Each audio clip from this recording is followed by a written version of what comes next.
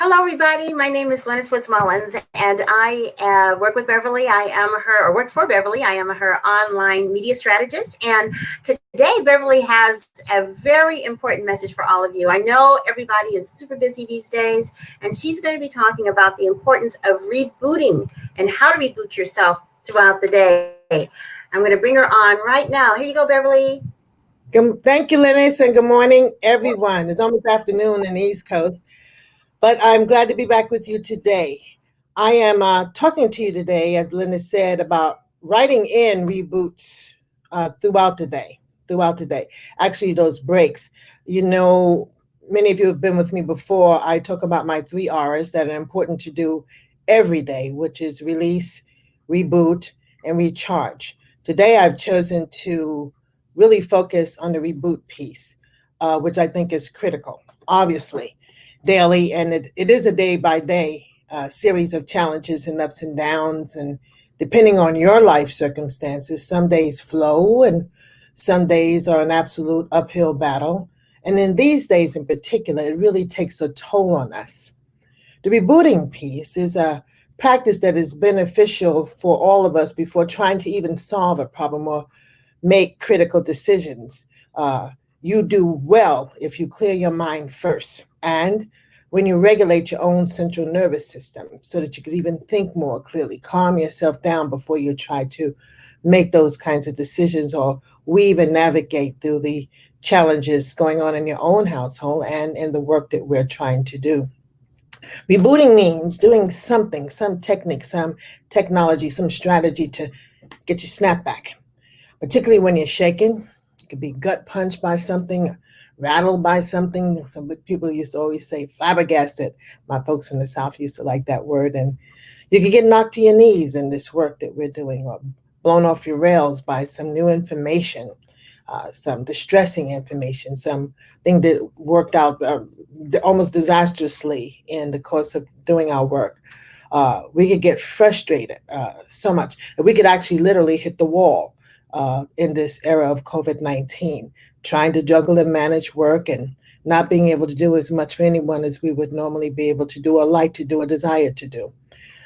Those times when our best is it's not good enough. It is really, really hard. I'm saying reboot is necessary when you are struggling.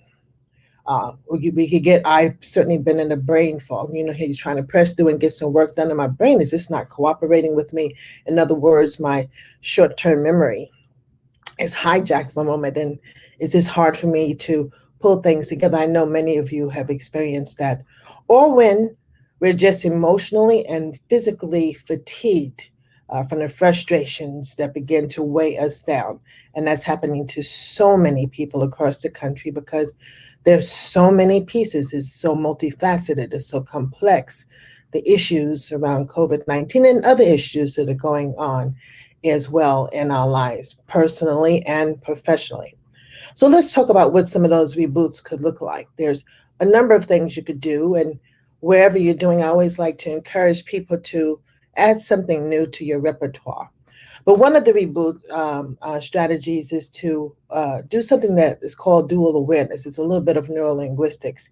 In other words, I'm saying to you to pay attention to yourself. We obviously, when there are distressors or circumstances or communications that are not working well, we pay attention to the external, that external thing that is making us feel distressed or upset or annoyed or pressured. But the dual awareness says pay attention both to the external and the internal at the same time. In other words, what's happening inside of you?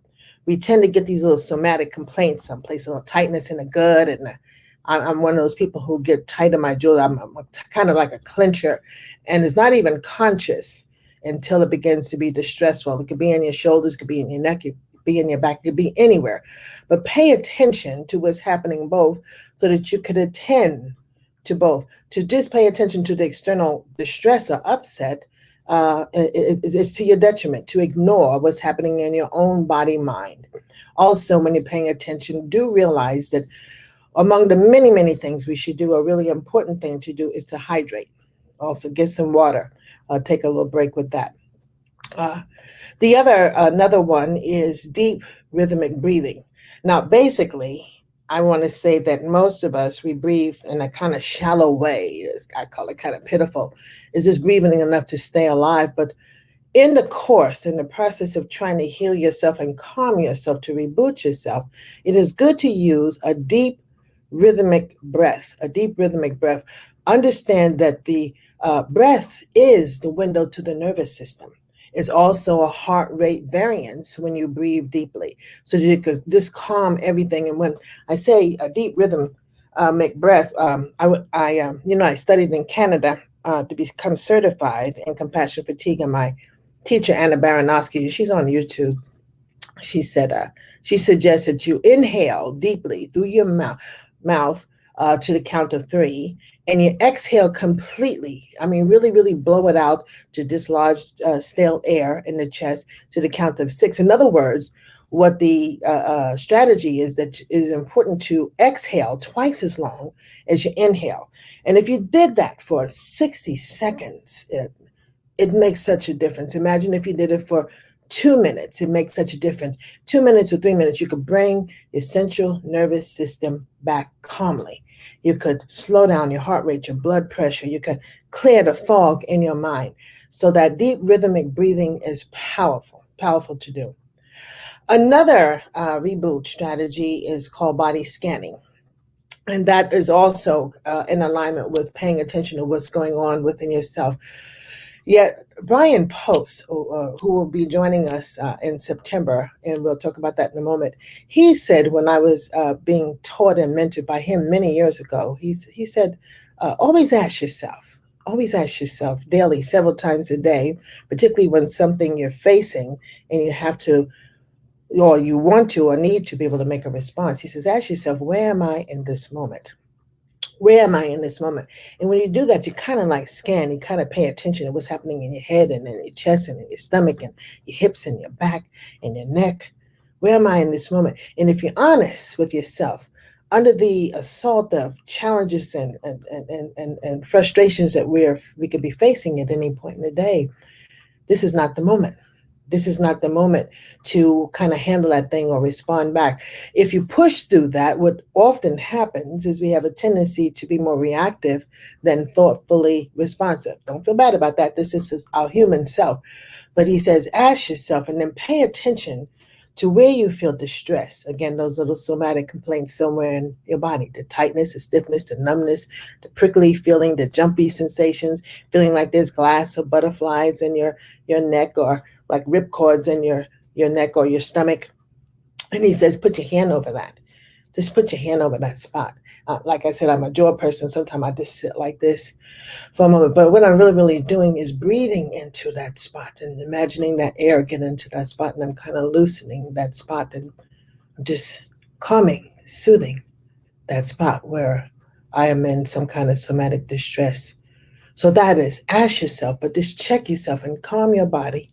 Calm your body, because you have the power to do that. Another way to do that, when you realize that there's a significant amount of tension, tightness, discomfort in any part of your body, the muscles are all tight, the ligaments, the tendons are all tight. There's a constricted state in our body that happened at one point in my career some years ago. I had a habit of being so constricted and not paying attention to it, that one of the doctors says I partially choked, the constriction, that tightness, my carotid artery. So the blood flow was not as clear, it was not as fluid. And one of the things that could cause, among other things, is that kind of like a sleepiness and a fog when it's tight and you're not getting enough oxygen rich blood up into your head. And that could cause a little bit of additional fatigue and drowsiness, like 9 o'clock in the morning, at the beginning of the day, after what you thought was a good night's sleep. So you want to do that. But to do it, it says like you imagine dividing your body into 4 quadrants down the middle and across your hips or the bottom of your abdomen. And then you tighten one quadrant at a time. And you breathe in deeply, and then you blow it out, and then you tighten it, and you blow it out. And you do that about 3 times each quadrant. You do the other arm and leg and feel that tightness all the way up in your back and down the front, and you tighten and you release, and you tighten and release, and always give it lots of oxygen when you do it. Hold it for several seconds and then release.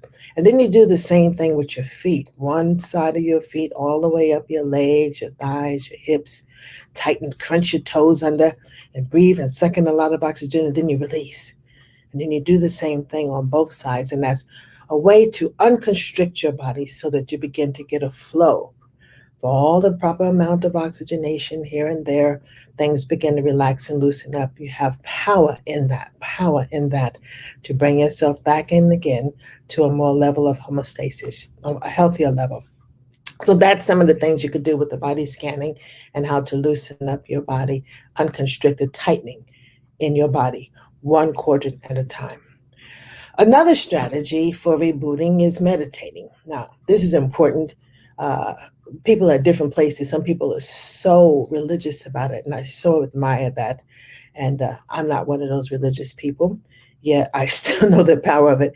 It's just that I have to encourage myself to do. I have to figure out a way to do the meditation. And what works for me sometimes is just when I begin to get foggy in my head and I feel myself pushing, or more important, what's more likely to happen with all that we're trying to manage and juggle and navigate day by day throughout the day, things shift, unexpected things come in, unexpected calls, an email that says, oh my God, is to just stop, just stop trying to figure it out. Stop trying to figure it out. Stop worrying about it and just take some breaths and go inside. Close it off. Now, you don't have to worry about losing it because remember what I talked to you about you last week. All that you need to do is on that list. Remember? All that you need to do was on that calendar, paced out, remember? So you could turn it off, shut it off, just cut it off, wipe it out for a moment, and just close your eyes and breathe deeply. Breathe deeply. What I want to do also is to stop the thoughts because our minds get flooded. It just flows. It's just like your mind is in freaking overdrive with thoughts bombarding and intruding and invasive thoughts coming in, things you got to do, things that you're worried about. Shut that off. I have used and I continue to use something called a chime bowl.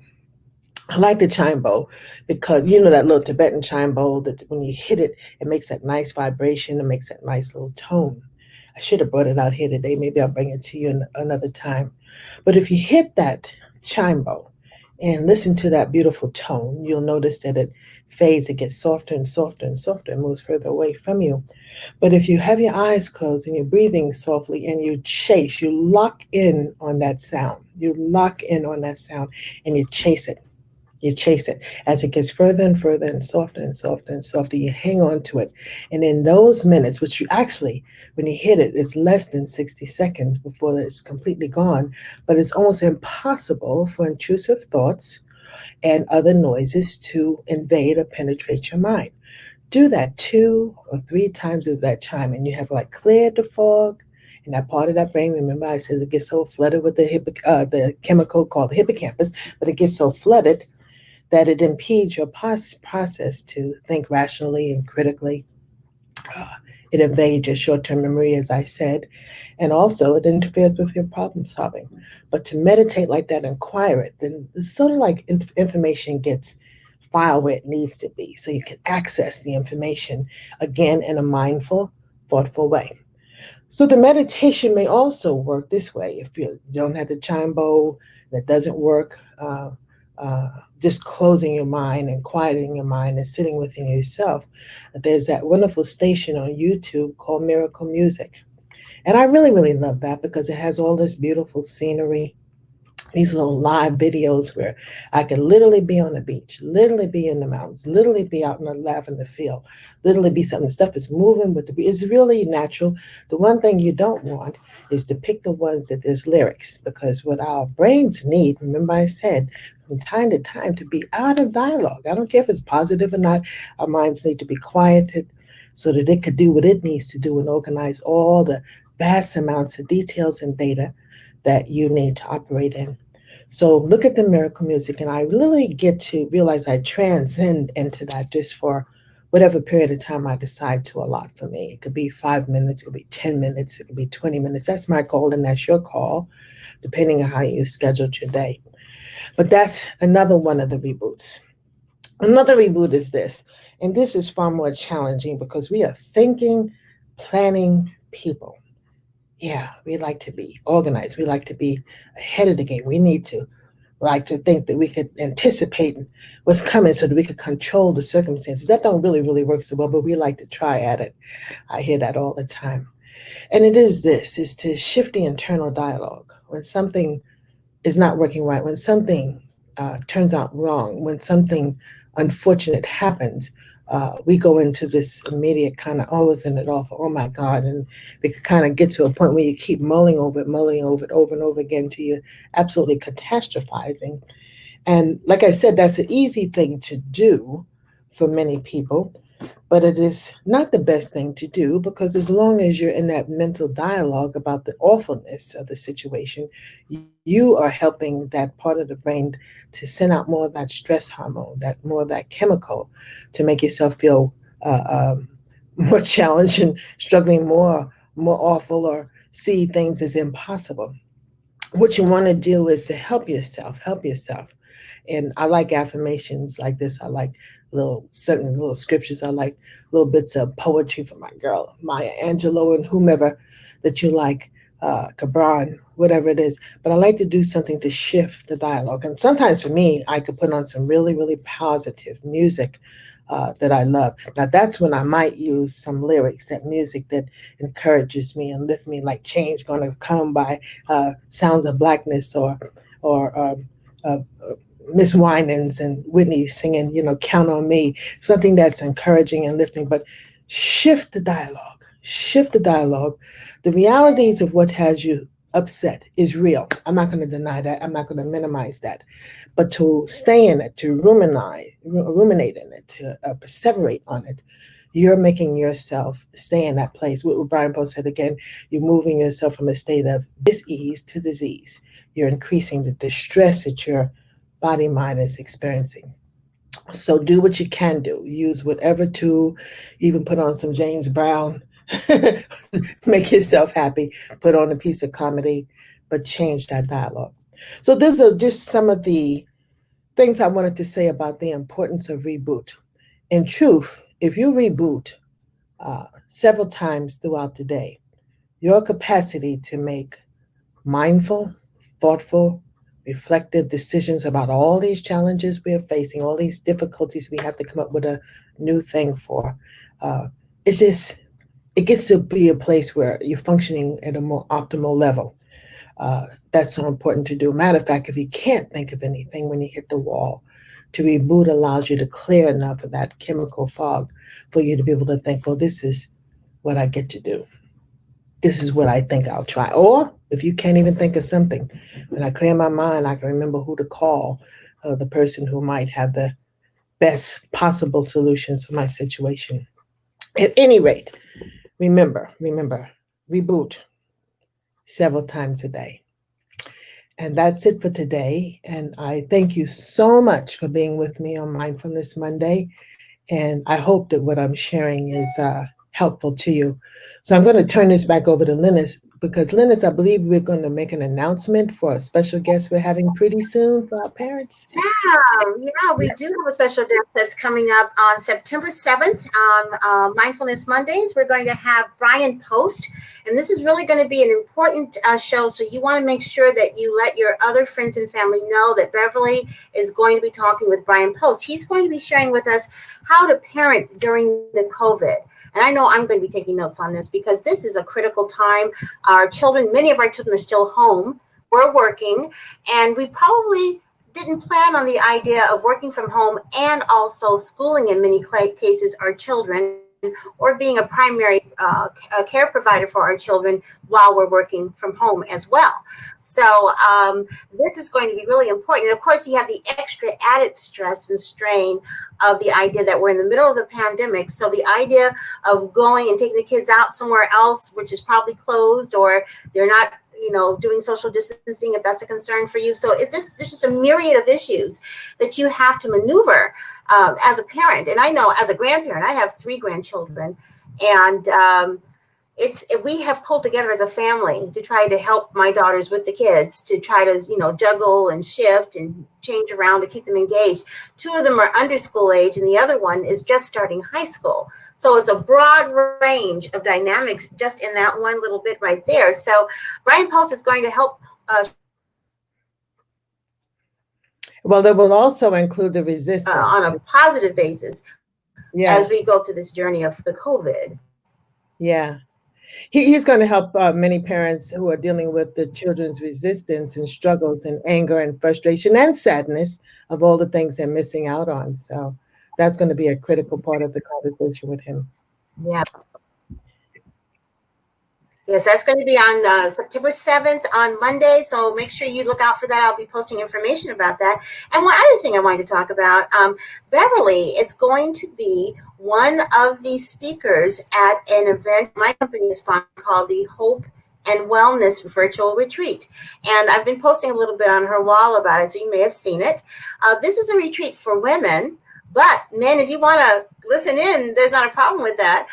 It's just the reason why, first of all, I specialize in working with women over 40 in particular. But the reason why we're having this particular retreat for women is that so many of them are the primary caregivers and they're still working outside the home. And many times the kinds of things they do involve some kind of need to keep people spiritually uplifted and motivated. So this retreat was designed to pour into women in particular so they can continue to be all the different roles that they play in the lives of everyone. So men, if you're thinking that perhaps this is something your wife would like to be involved with, please, I'll be posting information about, I'll put a link in this right here where you can go, and it's only, right now we're doing a flash sale, and you can register right now for only $10. It's 2 days. And I believe, Beverly, you were on the second day. I just did the lineup the other day. Yeah. You have to take a look at the lineup. But Beverly, what are you going to be speaking about at this event? Truthfully, at this moment, I can't remember exactly what I was going to speak about at this event. About the brain, the right hemisphere, the right hemisphere, the right hemisphere, left hemisphere. Yes. Right brain, left brain hemispheres, to understand how to code switch over that so you can bring yourself out of a kind of dark, distressed, upset, frustrated place. And that chemistry pulls us down. It pulls us down. It weighs heavily on us. But to shift over to the right brain to release those other chemicals like the endorphins and dopamines and it's serotonins even, it just lifts you, brings you to a better place. So that's what I'm going to, thank you for reminding me. You know, I talk too much. I forget what I'm talking about. Yeah. That's right. And that is going to be on Saturday. And if you cannot make it to the actual retreat, you can still register and we will send you the retreat with a couple of bonus downloads, just thanking you for participating in this. There are going to be 21 women in 2 days that are going to be speaking on all kinds of topics around being hopeful, staying well, in a spa-like environment or in a spa-like theme of relaxation, of disconnecting, what you talked about today, rebooting, taking some time for yourself and learning again the importance of putting yourself on your to-do list and making your self-care a priority. So please tune in to the Hope and Wellness Virtual Retreat where Beverly's going to be speaking, and I'll post the link in just a little bit throughout the group. And also, don't forget to keep coming into the group to find out what's going on and the things that we are doing to help, in particular, those of you who are first responders, those of you who human service professionals and caregivers, to help you deal with compassion fatigue, because it is something that is real, that you're probably going to get, but you don't have to suffer. There are things that Beverly's going to be sharing with you to help you. Beverly, any last words before we disconnect? Well, thank you for sharing all of that. And I hope that all of you, I want to say Lynnis worked so hard on this to give somebody a retreat during virtually, which I thought was absolutely amazing to do. Take advantage of it. We need it, and every one of you deserve it, to have a day or two, as much as you can, allot to that time to pamper yourself and take care of yourself, prioritize yourself, to be kind to yourself. So we hope you're there. And we hope to see you again Monday and 9:30 same time. The retreat again is a little bit, but anyway. Yeah. So take care. Be nice. Okay, stay safe. Stay well. Thank and God you so bless. much, Lee. Thank you, everyone. Stay safe. Thank you. We're kind of a little bit of latency here. This is a new. I think it worked pretty well, Beverly. I think it did pretty good. I think so. It seemed like it cut off Thanks, now and everyone. then. Take care. Oh, you're on. You're on. Yeah, you were on the majority of the time, so it was good. Thanks, everyone, for joining in. We'll see you next Monday for another edition of Mindfulness Mondays with Beverly. Bye-bye.